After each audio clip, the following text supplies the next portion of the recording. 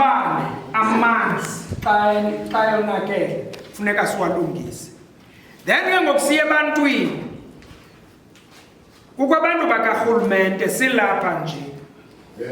Not sonke singabantu bakarhulumente.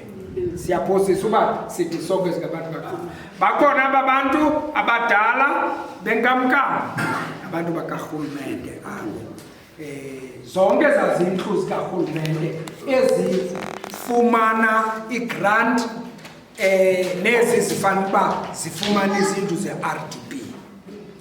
Uyabona ke ngoku masithi umama usisi lo ebethetha apha uba ungumntu karhulumente indlu yakhe destroyed iphelile tu, usisi sizambhalisa usisi. Xa sigqiba umbhalisa njengoba laa ndlu yakhe wayezakhele yona ngezasentana zakhe iphelile, urhulumente ke ngoku kufuneka azofaka i-RDP kulaa ndawo yanasisi. Anditsho? Now masithi umama lo secaleni kwakhe ngumama utishalakazi unophesala usister kaBrown. Umama lo secaleni kosisi ngutishalakazi. Ngokwe-expectation umama akaqualify ukwenzelwa urhulumente, sizamenzela lo wasumenzela.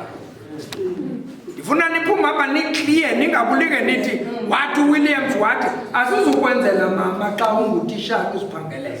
Soze azukwenzela traffic office, traffic office sebemama asizumenzela utraffic officer.